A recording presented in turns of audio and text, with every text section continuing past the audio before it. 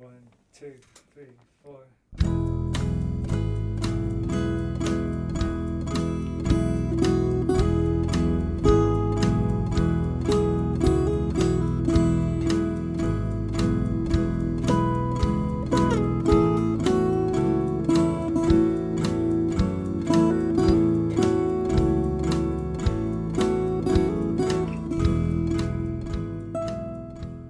You are listening to SKYLIT, the SKYLIT Books podcast. SKYLIT Books is a general interest bookstore in the Los Feliz neighborhood in Los Angeles. You can shop with us from 10 a.m. to 10 p.m. or visit us online 24/7 at skylitbooks.com. Follow along at SKYLIT Books Instagram and Twitter. You can subscribe to the podcast on Podbean, iTunes, and Spotify. Thank you for listening, and now on to the episode. Hello, my beautiful listeners, and welcome to SKYLIT. This is the SKYLIT Books podcast, and I'm your host, Lance Morgan. Today, I'm so excited to welcome Brenda Miller to talk about her new book, A Braided Heart, Essays on Writing and Form, and Susanne Paola Antonetta for her new book, The Terrible Unlikelihood of Our Being Here. Before I introduce them, I want to remind you that SKYLIT Books is now fully open, and we are following the CDC mandates. So if you're unvaccinated, we ask that you bring your mask still. But if you're fully vaccinated, come on by. Please, we're still be respectful to the customers and the employees there. But welcome back. We're so excited to see you. We're still open for. We still have our website www.skylitbooks.com open and for online ordering, so check that out as well. Brenda Miller is the author of 5 essay collections, including An Earlier Life, which received the Washington State Book Award for Memoir. Her latest book, A Braided Heart, Essays on Writing and Form, is available from University of Michigan Press. She also co-authored Tell It Slant, Creative Refining and Publishing Creative Nonfiction, and The Pen and the Bell, Mindful Writing in a Busy World. Brenda's work has received 6 Pushcart Prizes. She's a professor of English at Western Washington University and associate faculty with the Rainer Writing Workshop. Her website is www.brendamillerwriter.com. Susanne Paola Antonetta is the author of Make Me a Mother, Curious Atoms, A History of Physics, Body Toxic, an Environmental Memoir, A Mindful Apart, Travels in a Neurodiverse World, a novella, and 4 books of poetry. Her writing has appeared in the New York Times, the Washington Post, Orion, the New Republic, and elsewhere. She lives in Bellingham, Washington. Susanne and Brenda, it's so great to have you on. Thank you, Lance. Thank you. It's great to be here. No, it's great to have you both. You both have wonderful works you're ready to share. I'm so excited to hear it. Yes, thank you. I'll let you both take it away. Yeah. Okay, thank you. I'm going to start the reading. I'm going to read a complete piece from the new book, A Braided Heart. These essays are about my own writing life, but also about craft and how to keep a writing life going. And I'd like to read the last essay in the book. It's a short piece that kind of brings it all together. It's called The Shape of Emptiness. His mother dies 3 weeks before the end of the quarter. A boy, a good student, he emails me to tell me the news, asks permission to be absent. Of course, I say, take as much time as you need. I tell him he can withdraw, take an incomplete, but he promises to be back in class next week, and he is. I see him settled into his accustomed seat, his wire-rimmed glasses nestled securely on his nose, his khaki shirt buttoned, his feet encased in battered running shoes. I catch his eye, and we nod to one another, understanding. He needs to be here. The students flanking him know he needs to be here. A bright thread of tenderness coils around us. We've been talking about white space, about the necessity of pause, of absence, the power of the gap, of what is unsaid and unspeakable. I have nothing much more to tell them, these students who are winding their way toward their final projects, So I allow them to work with each other, to mull and brainstorm while I walk among them. The boy sits attentively in his circle, making astute comments to the others. He leans forward on the small desk, crosses his forearms, tilts his head. I've told the students to be playful in this project, to use other media, to see it as a performance of all we've been learning about lyric forms. As a professor, I rarely feel in control, always feel like an imposter, that there's been a mistake. But with this particular class, there's a give and take in our discussions, an ease to our camaraderie. We've somehow become teachers to one another. When the time comes for the presentations, the students rise to the task. One girl unfurls a quilt with sections of her essay printed on each square. She tells us she and her mom and her sisters stitched together this story of family over Thanksgiving. One girl has made her own soap and buried scraps of her essay inside the rough-hewn cakes. She brings in bowls of water and towels, asks us to wash our hands with her essay while she reads about shame, about wanting to be cleansed. She begins to cry, and I finish the recital for her. The boy has brought in Play-Doh, small cans of it that he drops on each desk. He asks us to take the lump and squeeze it in our fists. That's all, just squeeze. Then he gathers them up and puts these little sculptures on display at the front table. Each lump looks different, unique, modeling the individual shapes of our palms, the ridges from our inner knuckles. The boy stands aside and begins to read, his voice soft at first, then growing more forceful. He asks us, what is the shape of emptiness? Then he pauses, allows the question to remain unanswered. We gaze at our Play-Doh impressions, see how we all have different ways to hang on. He made visible the air we never see, the shape of our holding, our hollow spaces pressed into clay, the form of the word please. Years from now, this boy will become a man. He'll marry and have 2 children, and I'll see the pictures on Facebook.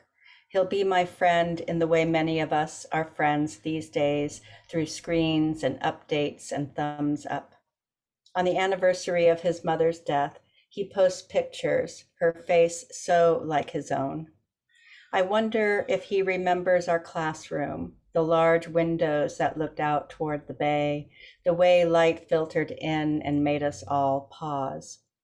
I'll watch his hands as he carries one baby, then another, and see how full they have become. But for now, when he finishes reading, he gathers our hands and gives them back to us one by one.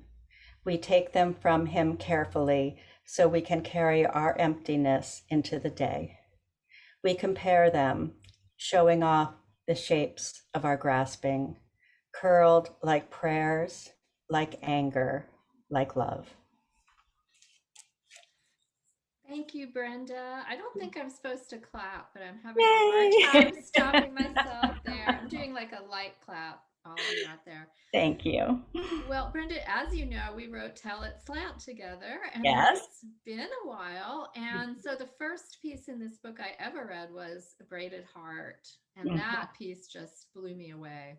And as somebody who worked with you on a craft book, I have just always been so impressed by your ability to write the kind of perfect memoiristic lyric essay while having this ability also to demonstrate what you know as a writer. You just, I think of it as generosity and also being just very holistic in the way you approach writing. So we see you as a teacher, we learn, but we also get these just gorgeous words.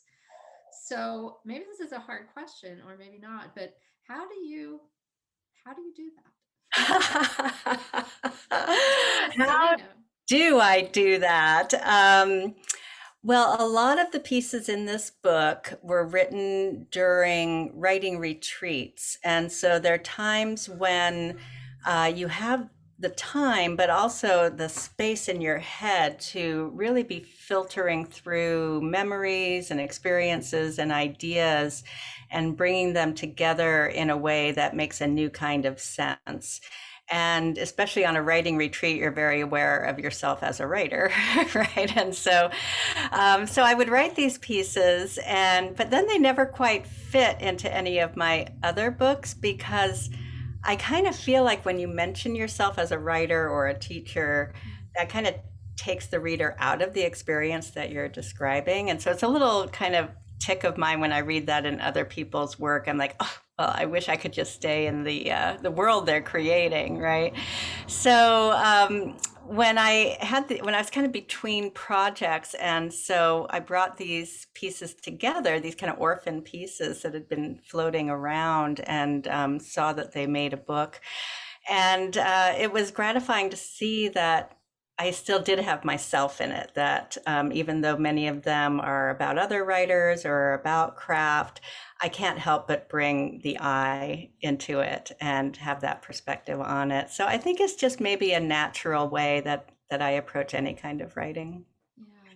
Yeah, I mean, I think that's what I mean by holistic. We see the Brenda that teaches, but not in a way that feels didactic or like I'm here to teach you what to do. And I think that's just such a wonderful aspect of this book.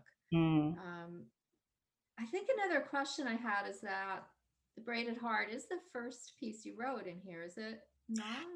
Oh boy, it's hard to say because these pieces were written over at least 20 years.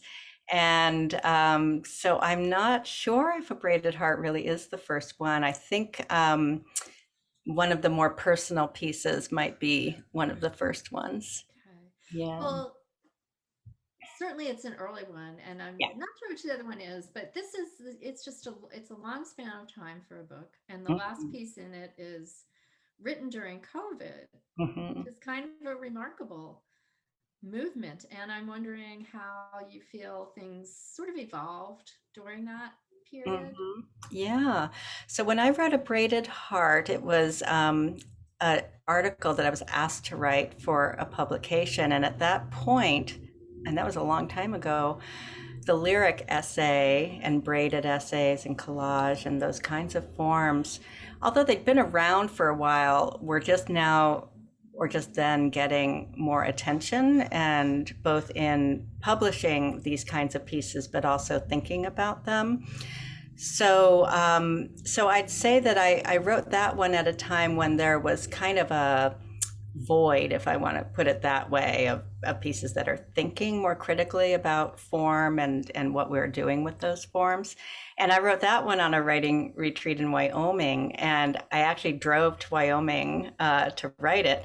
And I was writing in my head the whole time. Like I was like, how am I gonna, bring this together? And me being me, I had to find metaphors and images, right? So I bring in the challah, which is the braided egg bread, right? So by the time I got to the retreat, it just kind of fell onto the page, almost fully formed. So that was great. And it has become one of the most requested articles that I've written. So I was very happy to get it in book form where it's more available. And then working up to the present day, the epilogue of the book is a collaboration I've been doing with Julie Marie Wade, one of our former students. And, as writers who are so attuned to the world, we kind of necessarily have to write about what's happening right in front of us, although sometimes it takes a while to filter it. But in this case, it was just so urgent to get out how we were feeling about being writers in the time of COVID-19. So the kind of collaborations I've been doing is something that's, relatively new to the other essays in this book.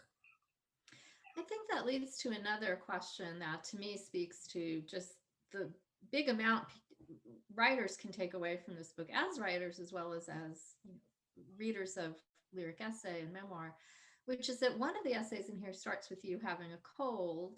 Oh. And then there are the others where you're actually grappling with metaphor and what metaphor does. And, again, to go back to that last one, the epilogue, the pandemic.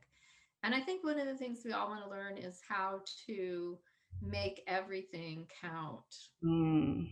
even our head colds. Yes. And I think that's a great thing this book is demonstrating. And I wondered if you could speak to that. Yeah, I've become very adept at just sitting down and writing what's right in front of me because I rarely actually have an idea in my head until I start writing. And that's why it's very hard to do like grant proposals and things like that because I actually don't think things out too much ahead of time. And again, that one was written on a writing retreat. I had a very bad cold. And again, I think I had been asked to write a piece about the lyric essay, and I was like, oh, I don't know where to begin. And so I just began with what was right in front of me. And then I'm because I've done that so much, my mind is trained to automatically start creating metaphor, looking for associations. So I'd say that's a great practice to do almost every day if you want to, is just sit down for 5 minutes and write what's right in front of you. Even if you're in the exact same spot at that time, it's always going to be different. There's always going to be something different out the window. There's always going to be different things on your desk. So I often start my classes that way as our warm-up, what's right in front of you. And sometimes write it as a letter to a friend, to a family member, to your dog. And having that sense of someone who's listening can also focus your attention right away. That's wonderful advice. Mm. I guess to take a step back for a second, it is a really interesting book. It's such a hybrid book. I know books that tell you how to write, and I know books not tell you how to write, but you know what I mean, give you ideas, give you craft thoughts, and so on. And I know books of memoir, but this book really is a great hybrid of the two. And I think it'd be interesting to hear from you what you want readers to take away from this book. I'd like readers to take away some insights about craft for sure, especially the middle section of it's in 3 sections and an epilogue. And the middle section is where I put most of the crafty type articles that I think could be really helpful in both teaching and in your own writing, and thinking especially about form and how we can approach form and use form in different ways. And then the first part of the book is more autobiography of my own evolution as a writer, starting from my very first memories of writing. And so that might be something for people to take away too, is to consider their own history as a writer, and think about your earliest memories of writing. And that piece actually started as part of our textbook, Susanne. You might have recognized it, right? I did, yes. Yeah, so thinking about, those early memories and how they often establish certain themes in our life and certain metaphors that seem to carry through our lives. So that might be something to take away. And then the third section is more about my writing life now and the different tricks I play on myself to try to keep myself writing, which includes having contracts with other fellow writers or actually writing with people in the same room. So that's another thing I hope readers can take away, are some ideas about how to keep motivated in your writing life. Yeah. I wonder if that offers some hints of how you manage to do such a good job of writing about things like metaphor without it being self-conscious. Thank you.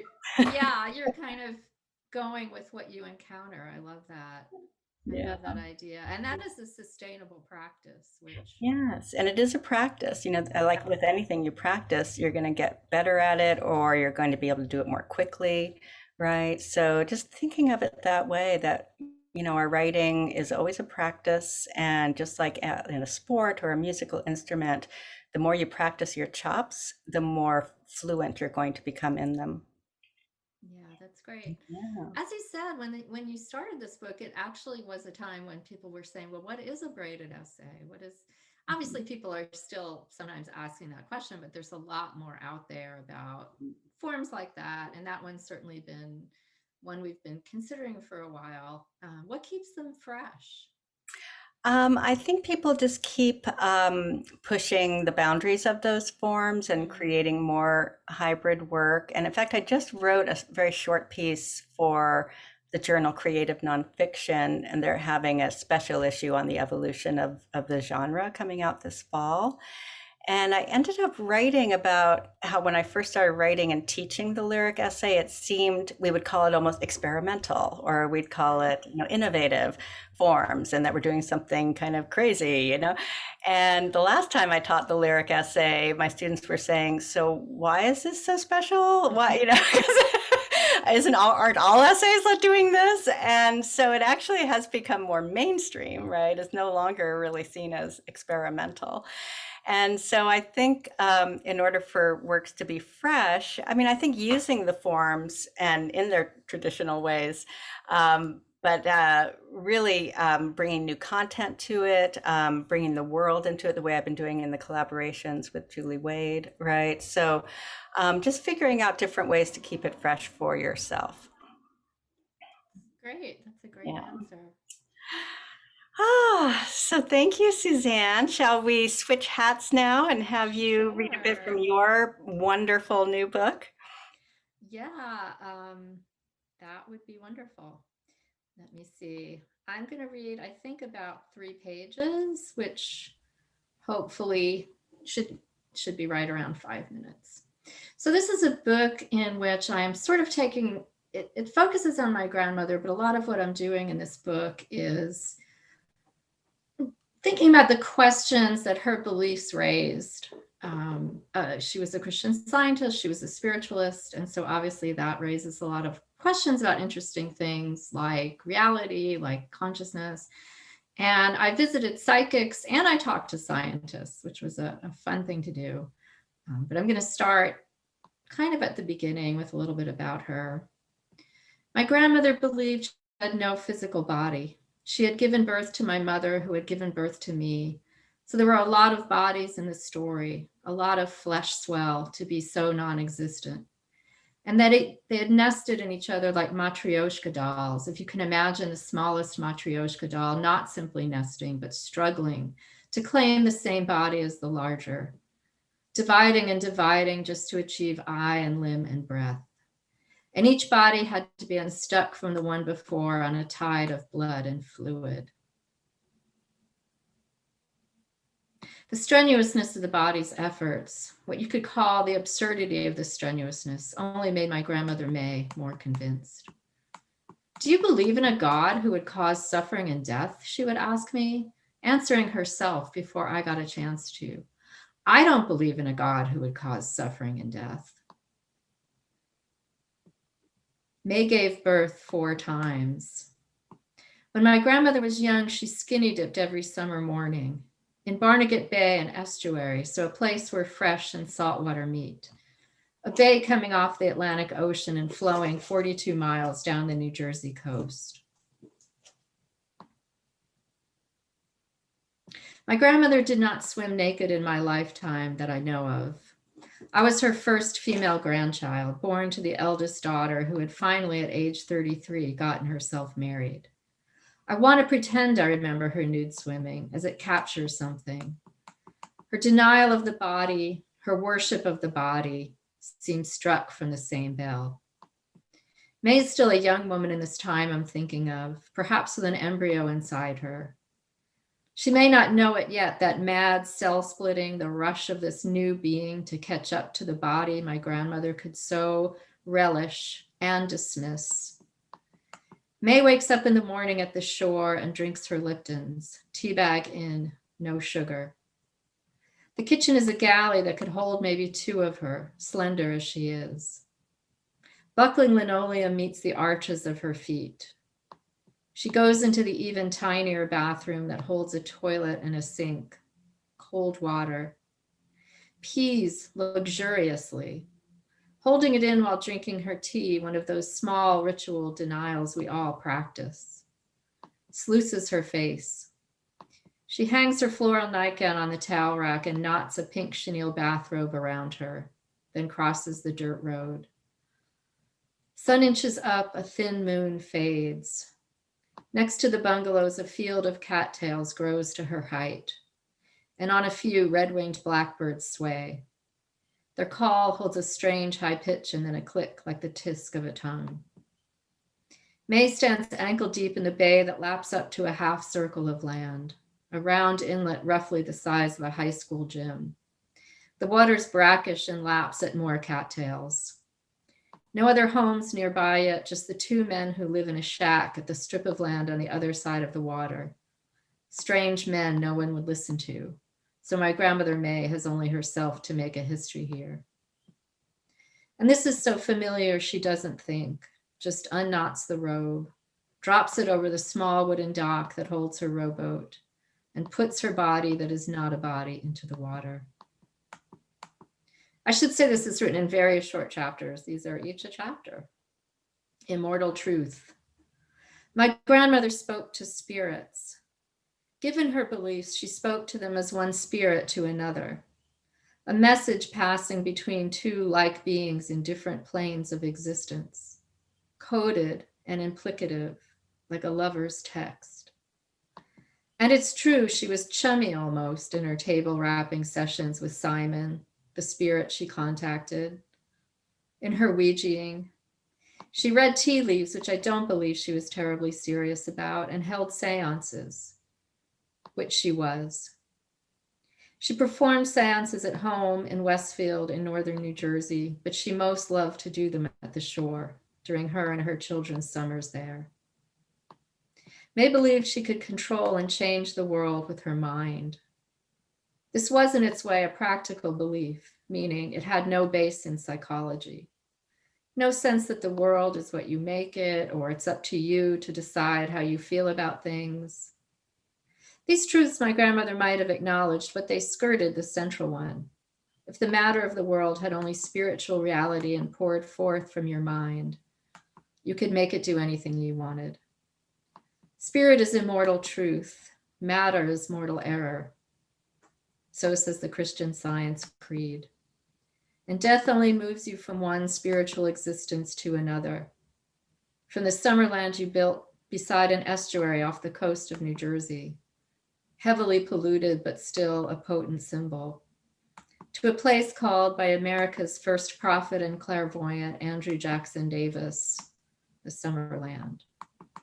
So I kind of put in some material in here about myself, and this is one of them. And hopefully it's all connecting. I'm making all these connections between reality, unreality, spirit, and body, and that's kind of what I'm trying to do here. In the Summerland, often my teenaged body and I moved through the world as I imagined my grandmother's body did in view of her beliefs. That is, me and my matter found a physical equilibrium in which the body loses existence and becomes theoretical. Once at a concert in Asbury Park, I was full of quaaludes and heroin, and I stumbled outside alone halfway through. I don't remember leaving or know why I did.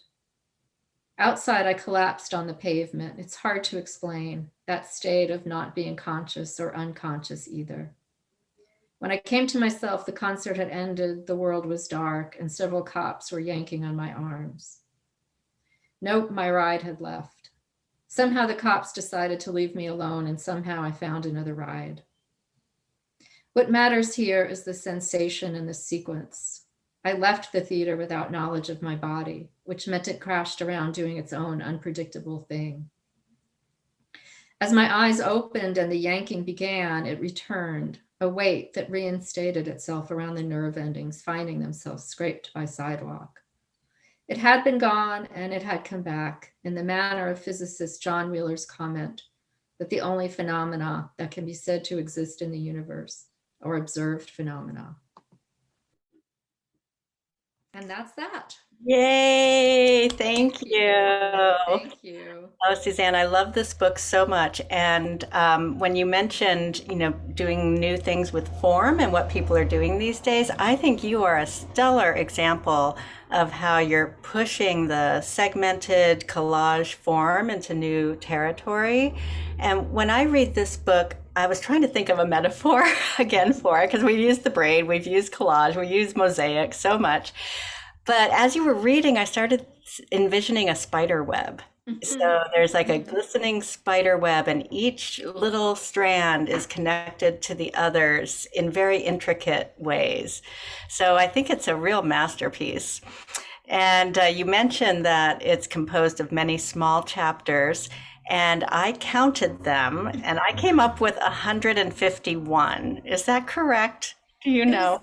It is correct, but I should say, for anybody out there interested in reading it, it's not a long book at all. I No, have they're very chapters that are tiny, tiny, tiny. tiny, tiny. Yeah, it's a normal size book, but 151, which surprised me a bit because I thought for sure it would be a multiple of 5, because you mentioned in your book being kind of obsessed with that that number. I think the editors did that to me. I think they took out my lucky number. Darn those editors. Darn it. I'm joking. I love my editors. Yes. And it's further divided into 5 parts. So there's a lot of small segments that are then put together in a section, and then the sections themselves build into the book. So my question is, how did you manage to corral all those pieces? And did you have to do a lot of reordering? Was that a fun process? Was it difficult? How did it come to be in the shape that it is now? Yeah, it is. Well, first of all, I should say that the properties where this is set, and my grandfather built them himself, and I don't think he paid for the land they were on. It's not really worth anything anyway. Were destroyed by Sandy. So that, actually the idea for this, my sort of percolating, started in 2012. And I have to say, since he may not listen to this, I hope, that I thought I had it done when I showed it to my spouse, who's my reader, and he gave it back and said no. And so the psychic and scientist part, where I actually did the interviews and I went to these psychics, and one was just so startlingly accurate, that was all really late. And I think that the chapters got shorter and shorter as I went. And I ended up really liking that structure because, I really do so many different things. And in addition to, this kind of researchy stuff and the memoir that you heard, and it deals with, not just me and my grandmother, but my mother is a big figure in here. And I also do that sort of creating a narrative, a speculative narrative for the life of my grandmother before I knew her. She was a nurse in the First World War. So I think the short chapters really enabled me to do that. And I also think it's just a book that, some people have trouble seeing that much in one place, but the reception of it has been really good. Mm-hmm. I feel like people have been appreciating that it does do so many things, which was something I wondered about, as I finished it. Yeah, you mentioned research, and most of your books, if not all, do have a really strong research component, and that's something I've always admired and tried to learn from you. So how do you manage to, again, organize that research and incorporate it in your work without it feeling like a big information dump? And I think it works so well because it's not, and it's always in your voice. And so do you have any tips or tricks for those of us who aren't so capable of doing that? I do. And actually, it's something I love to talk about. And I should throw out here, my email address is susanneantonetta@gmail.com. I love talking about this kind of thing. I really focused in this book on the questions, and I did start out with my grandmother's questions. I mean, she really literally believed the body didn't exist and that your mind is all that exists. And so I was reading around in consciousness studies and seeing that there are people who don't exactly believe that. They don't think the body doesn't exist, but they do think consciousness is a big thing, that it exists outside of the brain, within the universe, that it is kind of a web that connects us. And these are very serious scientists from, places like, top tier research universities. So I took my grandmother's questions as a spiritualist, as a Christian scientist, and said, well, what if I ask people who aren't in that world, but who are in the world of science, or the world of, psychics are in her world in a way, but I was thinking to myself, well, what if I can actually go out, ask them questions and see what happens? And the result was really interesting to me. And I think having it in those digestible bits keeps it from being a dump, I hope. I mean, even the science chapters are a page. Some of them are a couple paragraphs. The longest are 2 or 3 pages. I think that helps too. And in many of them, you allow the reader to go along with you on the research. Like we're finding it out as you're finding it out too. And yeah. Right. And I think I tried really hard not to come down really strongly on sides. I mean, we don't know. We don't know a lot of things. We don't know if our universe is actually real in the way I think we think it is. So I really wanted, I say this at the beginning of the book, but it was a late edition, that I really wanted to ask questions, and I didn't want to give definitive answers. And I think that also works against that feeling of information dumping. Right. Well, you're also a poet and a fiction writer, and I think even screenplays now too, or No, I did one screenplay and it never sold. And yeah. It didn't sell. It was interesting. Nobody said it was bad. I mean, it got praise, but everybody said the characters were over 40. Oh dear. It was depressing. Oh, you got to get Reese Witherspoon on that one. Yeah. So, but my question is, is there something that spurs you to write in one genre or another, or does it just kind of naturally come to you that this is going to be a book of nonfiction, this is going to be fiction? How does that work for you? Yeah, it's a great question. I mostly do nonfiction these days. My novel contained a lot of personal material, but I felt like some of it was almost like handling asbestos, particularly the death of my mother. So in that book, Entangled Objects, I think fiction allowed me to change the story in ways that were helpful, to create characters that weren't me, and but it did contain some personal material. I think that when I started writing nonfiction after writing a lot of poetry, I just wanted something that felt expansive, like I could just fit stuff into it that wasn't fitting. Right.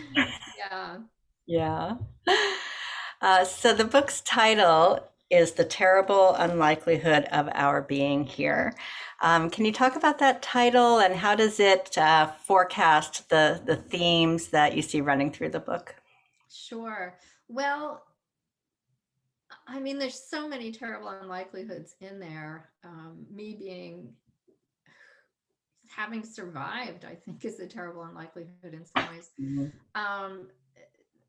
The way my family lived, but most directly it comes from science, and that is the fact that the universe is so fine-tuned for life that it's actually a huge problem. And everybody knows the multiverse theory, I think, by now. It's been popularized. But the reason that exists is because it's so utterly improbable. I mean, I think if you tried to make it a number, it would have so many zeros, your head would spin, that we exist here. And so the idea that there are infinite universes and one had to work out is actually more palatable to a lot of people than that this universe is just so fine-tuned for life. And the terrible unlikelihood of our being here is a reference to that. And of course, that's like a terribly meaningful fact. Yeah. I know earlier drafts were called Summerland or The Summerland. And this one, this title is much broader in a way, right? It allows for more interpretation. Yeah. Good. Thank you, Susanne. So I think we're just about at our time, but I'll ask Lance if he'd like us to keep going, or are we about at our time, Lance? I can't hear you. Keep going. Okay. I don't know if you guys are up to it. Sure. How about we each ask each other one last question? Okay. That would be fun. Okay. Yes. Okay. So in the book, as and in parts of what you read to us, there's some very personal material, some maybe emotionally challenging material. But I guess my question is it a mystery? I think that it is when I start, but I think what's wonderful is the way that writing creates communities. You hear from people who needed to read that. And just when you get into the craft of it, you really have to start taking a big step back. And then I think that material becomes a bit less so. Obviously, some things always hurt. But I have never found writing therapeutic in the way people often say it is, but I do find it the processing is incredibly important to me just as a human being. Right, right. And it is important to kind of destigmatize too, you know, for your readers, you know, to not feel alone. Yeah. Yeah. Mm-hmm. Yeah. So a final question for Brenda. Gosh, so many questions I'd like to ask you. But let me ask you a similar question. I mean, you do go into very personal material as well, and yet you do it in this amazing way in this book where it's also kind of inviting people in to participate in that conversation, Mm-hmm. which I think is a real gift Mm. that you give as a writer, which again to me is just that incredible generosity. So maybe you could talk about that a little bit too. Yeah, thank you. One of the pieces in the book is called A Case Against Courage in Creative Nonfiction. And in that piece, I talk about it because I was thinking about it, and when I would give readings of pieces that involve very personal revelations. And when I'm reading it, I'm just enjoying the words and the sentences and the form. And then afterwards, people would say I was very brave for reading that piece or even writing the piece. And it made me feel kind of bad. I like to say that I was being brave meant I did something wrong or that one shouldn't do this kind of thing. So I just started mulling over that word brave and courage and what it meant. And I realized that I don't feel like I need to be brave or courageous to deal with this material because of form. Because one, like you say, I'm taking a step back, and there has to be the right time and place to do this. It might not be at the time these events happened. It might be 20 years later, or it might be the next day. You know, you just never know until you start writing it. But once you find the right voice and the right form to contain these memories or this material, then it becomes material and it becomes something that you're shaping apart from yourself. And it's not necessarily anymore the truth of your existence. It's the truth of what is on the page as a literary artifact, as a piece of art. And so for me, I often startled myself when I look back at some of the things I've written. I went, oh my gosh, I didn't know I wrote that, right? Or someone will point it out to me. And like my mother might point out something to me. And it's like, I didn't know you were feeling that way. And it's like, it's okay, Mom, I'm fine. But yeah, it's a kind of a crucial move that happens in creative nonfiction, especially, I think, when you really start seeing this material as material and not your stuff that you're processing. And I think that's a really important move to make. And it's not one you'll necessarily make right away. Like we were talking about practice. It takes a lot of practice to make that perspective shift. Right. That's a wonderful answer. And I think as a comment, that to me is such a great permission for those people who are thinking, I can't start writing this because I really wouldn't want anybody else to know. Right. That's not the place where you stop. Right, exactly. And I have to banish all eyes and ears from my writing room when I'm writing and just pretend no one's ever going to read it. And it's harder to do that now. I kind of long for those days when no one was going to read it. And Sure. yeah, but you really have to do that. And you won't know until you start writing how it's going to shape up. And if you stop yourself too soon, then your story is just going to be stifled. Yeah. Right. And for anyone out there thinking that, what I always say to the people I work with is that's not a drafting question. That's a publishing question. Yes. Two very different things. Mm-hmm. No one's going to steal your laptop and put it on the web. So right. Write it. Be fearless. Like Be Brenda. fearless. Be fearless. Yes, exactly. I'm like, wow, I think that's a great ending point. Be fearless, right?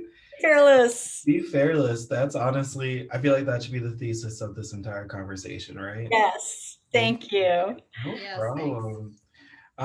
Thank you so much, Brenda and Susanne. You guys have just what a great conversation to like be a part, just to listen to. I mean, you guys, I could sense like your friendship and just like the respect and love you both have for each other just really came across in this. What a treat. do you have any last words you would like to say to the, community, the independent bookstore community and the Skylight community? Thank you for being there, and hanging in. We need to support our local booksellers, and you do so much for the communities that you're in. Thank you. Yeah, I just can only echo that. Independent bookstores are terribly important. If you're out there, you should support them. If they have online sales, do that.